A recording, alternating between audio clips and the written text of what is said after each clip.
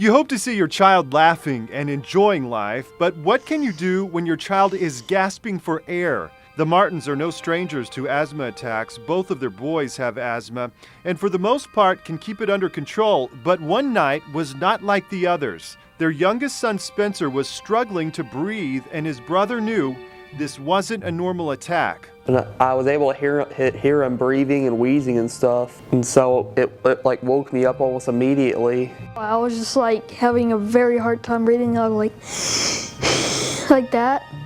Took him out to the parents' bedroom, and they got a breathing treatment set up for him. Amy and I was both asleep, and Nathan brought Spencer into the room. Spencer was scared. He was worried because he couldn't breathe. Hit up his nebulizer, gave him a breathing treatment, and that seemed to work quite well. Being a flight paramedic, Spencer's father decided to keep him home the next day and monitor his breathing. And we went ahead and took Nathan to school. Amy went to work. And while we was at home, I noticed the time interval between his exacerbations started to shorten. And that's when I knew that something wasn't quite right, because normally we'll give him a treatment. He'll be good for 2, 3, 4 hours before we have to give him another one. Not this time. It got to the point to where I was giving him a treatment every 10 minutes. That's when I knew we was on borrowed time. We had to do something different.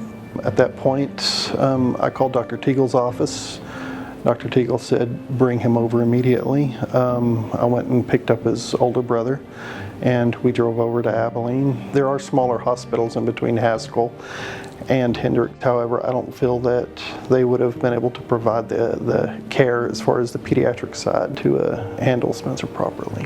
While we was on our way over, his exacerbation was pretty much continuous. I was giving him a treatment, 10, 15, 20 minutes would go by, the treatment would end, and I would have to reset it and do another one. As a medical professional, I do see this fairly common, and I was able to somewhat step back as a dad and start looking at this from the side of a medical professional, and I knew that he was in trouble.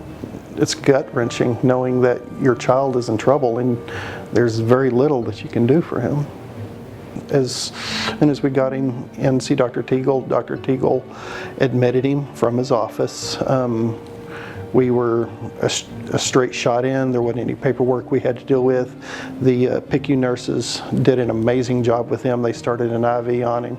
They continued the breathing treatments as well as started some other medications on him. There was a moment when Spencer was kind of panicking because he couldn't get a good breath, and made it worse. It was kind of snowballing on itself, and there was a time when he looked at me and said, I think we're about to intubate him. He said, I think that's where this is going. We need to, we may.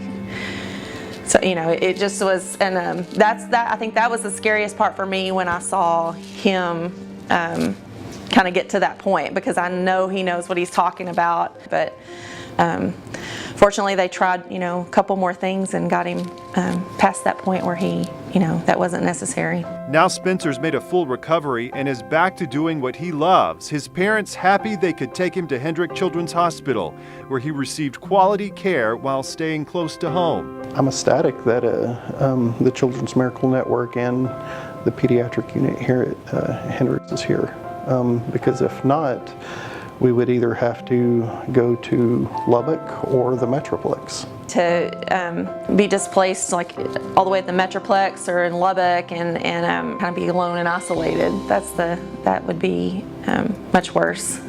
And from Spencer to all of those at Hendrick Children's Hospital, I would like to say thank you for helping me and saving my life.